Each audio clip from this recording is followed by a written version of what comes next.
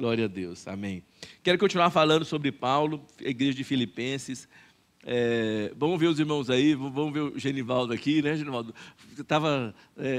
Eu pensei que você tinha imigrado lá para Minas, né? Ficou tanto tempo, não via mais para a igreja. Voltou tão bonito, está tão preto, olha. Igual o pastor é difícil, mas está quase lá. Olha, voltou tão preto, tão bonito, né? Ele não voltou mais bonito, irmã Luzinete? Aí pronto, tá vendo? Perguntei para a mãe dele, ela concordou, e é isso aí. Né? Mas seja bem-vindo, né? Amém. O Luciano também voltou preto, Luciano, ou não? Não pegou, né? Aí ele ficou? Então não está preto o suficiente. Quando Deus terminar a obra, ele volta. Entendi. Glória a Deus. É assim que funciona. Que bom. É um privilégio poder estar junto com a igreja de Deus nessa manhã, aqui e online, nos vendo, nos ouvindo depois, posteriormente. Quero continuar falando sobre Filipenses. Que igreja maravilhosa, que povo maravilhoso. Como Paulo se sentia ministrado pelos filipenses, não é? E eu gosto demais porque eu sei que a igreja não é feita de super-homens, a igreja é feita de homens e de mulheres, amém? Homens e mulheres que são pessoas comuns, né? Simples, né? Então vamos ler Filipenses,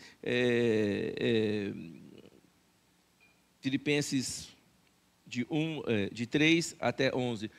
Agora são 10h11, eu quero falar para vocês que eu vou terminar 10h30. Tá? Então, por que eu quero falar isso? Porque é importante a gente manter o horário e o fato que eu sei que nós... Quem já foi ministrado pelo Espírito Santo aqui? Eu também.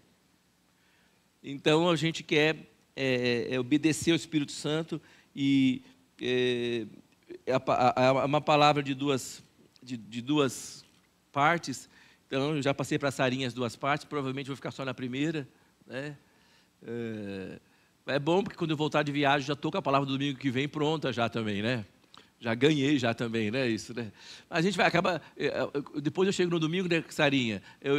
Tem esse versículo, tem esse, ela está mais recheada, é assim que acontece, né? Mas eu quero ler com vocês com paz e com graça. E vamos ler juntos. Então, vamos ler Filipenses 1, do 3 até o 11. Né? Fala o seguinte: todas as vezes que penso em vocês, dou graças ao meu Deus. Sempre que oro, peço por todos vocês com alegria, pois são meus cooperadores na propagação das boas novas, desde o primeiro dia até agora. Tenho certeza de que aquele que começou a boa obra em vocês irá completá-la até o dia em que Cristo Jesus voltar. É apropriado que eu me sinta assim a respeito de vocês, pois os tenho em meu coração. Vocês têm participado comigo da graça, tanto em minha prisão, como na defesa e confirmação das boas novas. Deus sabe do meu amor por vocês e da saudade que tenho de todos, com a mesma compaixão de Cristo Jesus. Oro para que o amor de vocês transborde cada vez mais e que continue a crescer em conhecimento e discernimento. Quero que compreendam o que é verdadeiramente importante, para que vivam de modo puro e sem culpa até o dia em que Cristo Jesus voltar. Que vocês sejam sempre cheios do fruto da justiça, que vem por meio de Jesus Cristo, para a glória e o louvor de Deus. Amém? Que coisa gostosa poder ler essa carta, né? Eu não sei vocês, mas às vezes a gente acha cartas foram escritas muitos anos atrás, às vezes os netos acham cartas que os avós se correspondiam e lê aquela carta. Antigamente guardava a carta, a mulher guardava a carta, né, numa caixinha, botava um lacinho. Então, quando você lê a carta, você revive aquela história e tal. Quando a gente está lendo a Bíblia, quando eu leio Filipenses, estou revivendo, assim, vendo aquela coisa que Paulo falava para os irmãos e tal. E eu fico tocado por isso. E aí, eu quero começar falando uma coisa. O título da palavra essa manhã é: Ele tem o controle. Deus tem o controle. A gente às vezes acha que nós temos o controle, nós não temos controle nenhum, e eu já experimentei isso e vi isso. A gente precisa entender que Deus tem o controle de tudo. Quando você começar a entender isso, você vai viver com mais alegria, com mais paz e com mais leveza, sabendo que Ele está carregando o controle de todas as coisas. Em Filipenses 4:8, Paulo fala assim: finalmente, tudo que é verdadeiro, tudo que é respeitável, tudo que é justo, tudo que é puro, tudo que é amável, tudo que é de boa fama, se alguma virtude há, se algum louvor existe, seja isso que ocupe o vosso pensamento. Então Paulo está falando da mesma carta de Filipenses, Paulo está falando, dando uma chave para eles. É importante vocês cuidarem com o que está dentro do seu pensamento. O que você pensa? O que vai dentro da sua mente. Cuidado com isso. E a carta começa, essa carta é tão maravilhosa, tão cheia de amor, tão cheia de zelo, tão cheia de compaixão. Como é que começa essa carta? Paulo vai explicar para nós como ele começa no versículo 7, Paulo diz isso, ou melhor, no versículo 3, Paulo fala assim: todas as vezes que penso em vocês. Então, quando essa carta é resultado do pensamento de Paulo, olha, Paulo pensando nos filipenses, ele produz uma carta desse jeito que até hoje a gente está sendo abençoado e tocado por isso. No versículo 7 ele fala também: é apropriado que eu me sinta assim, pois eu tenho vocês em meu coração. Então Paulo estava pensando sobre os filipenses. Eu não sei o que ele estava pensando, ou talvez como começou a igreja dos filipenses. Eu fico admirado que essa é uma igreja que não era para ter começado. Fala comigo, essa é uma igreja que não estava na rota de Paulo, mas estava na rota de Deus. Paulo ia para outro lugar, não é?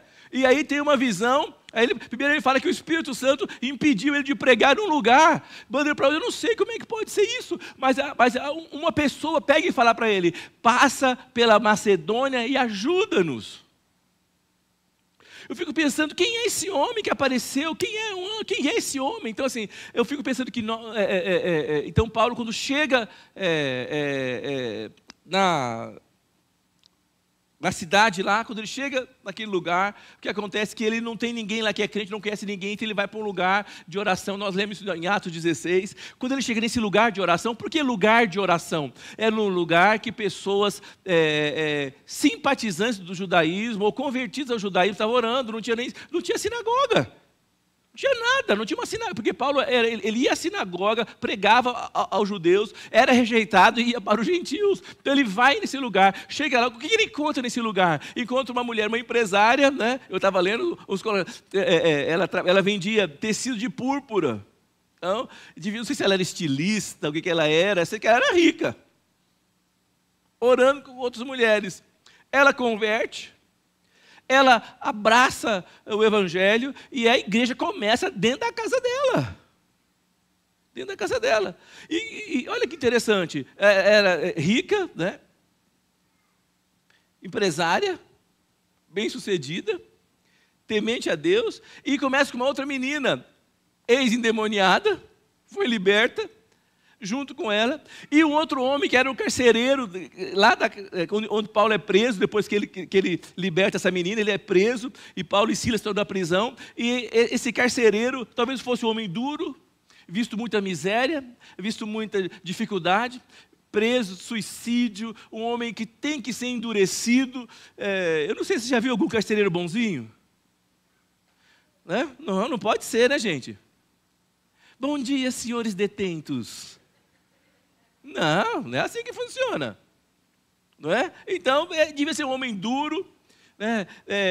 Também é convertido, e ele e sua casa, e a igreja começa com um monte de gente improvável, que não dava liga, que não tinha nada em comum, mas uma coisa trouxe esse povo num chão, num ponto comum, e essa coisa é o evangelho da graça de Jesus Cristo. O evangelho da graça de Deus nivela a todos. todos, não tem grande nem pequeno, todos somos irmãos e Cristo é o nosso mestre todo-poderoso. É maravilhoso isso, amém? É maravilhoso. Então, Paulo, ele está falando, quando eu penso em vocês, eu fico cheio de alegria, cheio de gratidão, cheio de esperança, porque vocês foram meus companheiros, porque vocês foram meus colaboradores. E olha só, ele fala, eu penso e depois eu logo oro por vocês. É isso que ele fala. Ele disse, ele fala, versículo 3, todas as vezes que eu penso em vocês, dou graças ao meu Deus, sempre que oro, peço por todos vocês com alegria. Eu já falei aqui outras vezes, Paulo orava, eu acho muito interessante um homem como Paulo orar. Um homem que curava com os aventais dele. Não é? Sim ou não? Um homem que curava com um lenço. Alguém tem um lenço aí que cura ou não? Ninguém tem, não é? Eu fico imaginando, né? É uma coisa louca isso, né? Qual que é? Que coisa mais doida, né? Um homem do tamanho poder, um homem que ressuscitava mortos. Um dia ele estava pregando, o menino caiu, morreu, ele foi lá, orou e ressuscitou o menino. Um homem desse tamanho, um homem que orava. Então ele fala, quando eu penso em vocês, eu dou graças a Deus por vocês e eu oro por vocês ainda muito mais. Oro por vocês. Eu fico olhando e imaginando. E nós lemos agora, ele fala em Filipenses 4, nós precisamos cuidar do que é que nós pensamos. O que nós pensamos vai marcar toda a nossa vida. O que nós pensamos vai regular o nosso comportamento. O que nós pensamos vai mudar a nossa maneira de encarar a vida e a sociedade. A minha pergunta para você, e a pergunta que Paulo faz para mim, pela sua carta e para você, o que é que nós estamos pensando? O que é que nós estamos pensando? O que passa no seu coração? O que passa na sua mente? Eu não sei vocês, mas às vezes quando você pensa numa coisa ruim, aquilo não te traz tristeza? Sim ou não? Às vezes você está deprimido, e quando você pensa numa coisa ruim, aquilo te traz cada vez mais tristeza. Quando você pensa numa coisa que uma injustiça, talvez te dá um sentimento de revolta ou de violência. Mas Paulo fala o seguinte, que sempre ele pensava. Acho engraçado. O Jeremias, enquanto estava em Jerusalém, desolada, destruída, sem esperança nenhuma, Jerusalém, quando ela é invadida pelos babilônios e tudo é destruído. Tudo, não sobra templo, não sobra muro, não sobra ouro, não sobra nada, não sobra realeza, não sobra nada. Tudo as casas são queimadas, tudo é destruído. E Jeremias ficou na cidade andando para lá e para cá, e Jeremias falou uma coisa, quero trazer à memória aquilo que me pode dar esperança. A minha pergunta para você e para mim, o que é que nós temos trazido na memória nesses dias? O que é que nós estamos vivendo, que maneira nós estamos vivendo, como pessoa, como família, como igreja? O que é que ocupa o nosso pensamento? O que está dentro do nosso pensamento? Paulo fala o seguinte, tudo que é verdadeiro, tudo que é respeitável, tudo que é justo, tudo que é puro, tudo que é amável, tudo que é de boa fama, isso deve ocupar o nosso pensamento. E quando ele começa a falar com essa carta, nós vemos essa carta, ele vai falar de amor mais para frente, vai falar sobre oração mais para frente, ele vai falar de alegria, essa carta chama Carta da Alegria, fala comigo, Carta da Alegria. Mas era um homem que estava preso.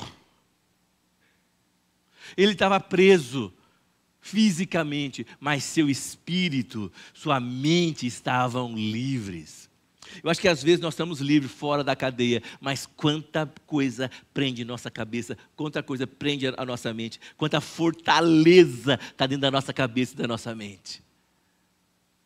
Eu já falei para vocês uma vez, eu me converti muito cedo, mas o diabo lutou bastante comigo, eu tinha muita fortaleza na mente. E uma das fortalezas que eu tinha era o seguinte, um culto como esse, que Deus vem, que Deus fala, que Deus faz e tal. E alguma mensagem eu ouvia. Depois que eu ouvia aquela palavra, uma voz falava para mim assim, o diabo falava para mim assim, a palavra assim, a palavra foi boa, né? Eu pensava comigo, foi boa, tudo. Meu pensamento, que palavra boa, que mensagem boa. Mas no último finalzinho falava assim, só que isso não é para você. Fala comigo, mentiroso. Desde o princípio. Era uma fortaleza. Quando você acredita numa coisa, se ela for mentira, você vai viver naquela mentira e vai impedir que você alcance e acesse as coisas que Deus tem para você. Quais são as mentiras que estão instaladas dentro da sua cabeça? Dentro do seu coração? Quais são as mentiras? Talvez meu marido nunca vá se converter. Talvez minha mulher nunca vá se converter. Talvez eu morra com essa doença. Talvez Deus não pode curar esta doença. Talvez eu jamais vou ter esse emprego. Talvez eu jamais vou avançar. Jamais vou fechar esse negócio. Qual é a mentira que está dentro do seu coração? Para cada mentira que está no seu coração, tem uma palavra aqui dentro. Tem um versículo aqui dentro. Tem algo, tem uma mensagem para você. E a Bíblia fala o seguinte, tudo posso naquele que me fortalece. Mas eu fico pensando, meu Deus, nós precisamos mudar a nossa mente, nós precisamos mudar o nosso comportamento, nós somos uma igreja, nós estamos crescendo, nós estamos avançando, nós estamos buscando a Deus, mas nós não podemos ficar acomodados, nós queremos entender o que Deus tem para fazer conosco, queremos fazer a vontade de Deus. Em Romanos 12, versículo 2, o próprio Paulo fala o seguinte, não vos conformeis com este século, mas transformai-vos pela renovação da vossa mente, para que experimenteis qual seja a boa, agradável e perfeita vontade de Deus. Gente, quando Paulo fala o seguinte, não vos conformeis com este século, não sejam iguais com os padrões deste mundo, não vivam iguais a este mundo. Não pense como pense esse mundo. Não faça como faça esse mundo. Não sejam do mundo. Eu fico pensando, meu Deus, que pregação mais antiga. Parece que eu estou nos anos 70, 80, 60. Os crentes pregavam que você não podia ser do mundo. Hoje, o crente quer ser do mundo. E quer que o mundo seja dentro da igreja. Eu não estou falando de ser do mundo, agora nós vamos usar as roupas do tempo bíblico, né? Porque o que crente é assim, crente não anda na moda, porque é pecado andar na moda. Né? Crente anda sempre na coleção antiga. Não é isso, não? A roupa que eu estou vestindo, ou é desse ano, ou é dessa década, ou é da década de 60, não interessa. Nós não estamos falando disso, nós estamos falando de procedimento, de comportamento, de mentalidade, de pensamento. Qual é o pensamento que ocupa a sua cabeça? Qual é o pensamento que ocupa a sua cabeça? Então Paulo fala, não vos conformeis, não tenham a forma, não assumam a forma deste século, mas fala, mas transformai-vos. Mas como é que a gente se transforma? Ele fala, mas transformai-vos. Como é que, pergunta para o seu irmão, mas como é que a gente se transforma? Como é que a gente não toma a forma do mundo? Ele vai falar, pela renovação da vossa mente. Então você precisa renovar a sua mente. Mas qual é a mente que você vai ocupar? Qual é a mente que vai se revestir? A Bíblia fala, a mente de Cristo, a palavra de Deus. Então ele fala, para que você precisa não se conformar com este mundo, você não pode ter a forma deste mundo, você não pode ter o padrão de comportamento desse mundo, você não pode ter o modus operandi desse mundo, mas para você não ter, você tem que transformar a sua mente. Mas se você não transformar a sua mente, você não vai experimentar o padrão de Deus, e se você não experimenta o padrão de Deus, você não vai conseguir experimentar e viver a boa vontade de Deus para a sua vida. Amém? Fala comigo. A mente precisa ser mudada. Paulo fala isso. Então, nós não podemos ser iguais. Eu não sei você, mas o que você pensa te molda. Sim ou não? Fala, o que você pensa te molda. Se eu assisto, eu gosto demais de série, demais. Depois, por exemplo, trocar, fazer, né, umas dicas. Gosto de guerra, gosto de... a Débora fala violência, mas é ação. É muito violento, não é? Não, deve ser ação. Mas se eu saio, se eu terminar de ler aquela série, pegar o carro, eu acho que eu sou aquele cara. Sim ou não? É isso, enche a nossa mente, nós precisamos mudar a nossa mente. O que você pensa vai moldar você. E a forma que você toma vai afetar aquilo que Deus planejou para você. Paulo fala para os filipenses, eu oro, eu me alegro todas as vezes que eu penso em vocês. E eu quero ler Romanos 12, versículo 2, na NTL. Vamos ler juntos? Não vivam como vivem as pessoas deste mundo, mas deixem que Deus os transforme por meio de uma completa mudança da mente de vocês. Assim vocês conhecerão a vontade de Deus, isto é, aquilo que é bom, perfeito e agradável a Ele. Então me diga uma coisa, quem quer experimentar o que é bom, perfeito e agradável a Deus? Está escrito em português aqui, né? Vamos ler de novo? Amém? Eu falei assim para a Débora, a gente podia fazer umas aulas de interpretação de texto na igreja. Às vezes eu fico pensando, igual o Felipe falou para o eunuco, entendes o que lê? Pergunte para o seu irmão, fala para o seu irmão, entendes o que lês? Fala assim, se não entendes, leia novamente. Olha lá, vamos ler junto? Fala, não vivam como vivem as pessoas desse mundo. Ponto, vírgula. Então quer dizer o seguinte, não seja igual às pessoas que estão no mundo. Mas isso é normal, gente. É normal aonde? No mundo, não na palavra. Sim ou não? Sim ou não?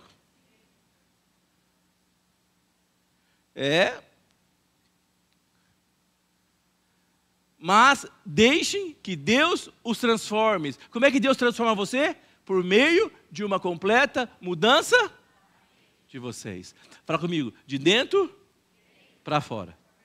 Agora eu virei crente, sou da lei dos crentes agora. Eu uso terno, gravata, eu sou crente, sou evangélico agora. Agora só falo, uso o meu vocabulário agora, o evangeliquez. Sou evangélico agora. Né?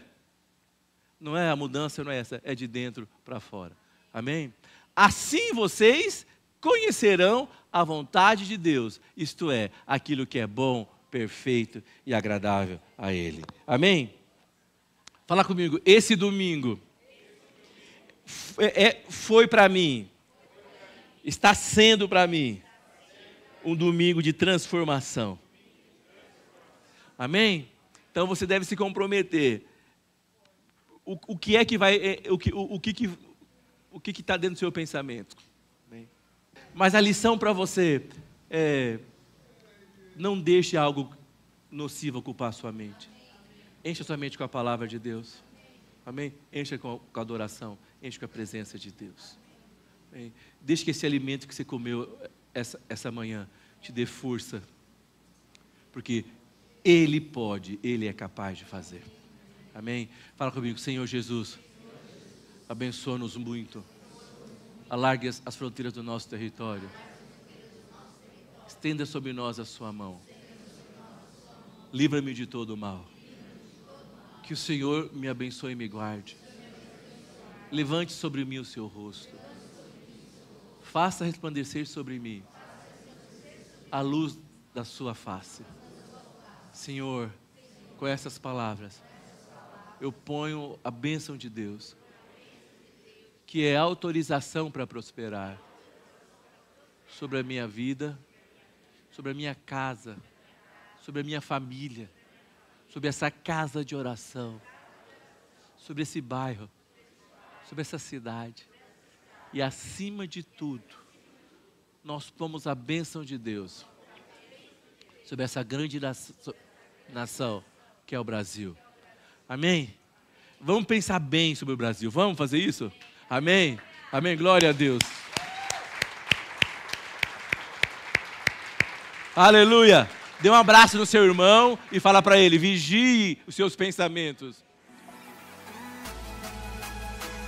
Olá, fique atento aos avisos da nossa comunidade. O mês de outubro já está logo aí. E para você já se programar, anote agora algumas datas importantes em nossa agenda para o próximo mês. No dia 3, sexta-feira, às 20 horas, celebração de mulheres únicas.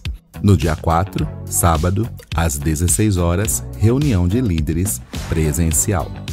Dia 5, domingo, culto de celebração com a Santa Ceia. Dia 11, sábado, tarde Kids.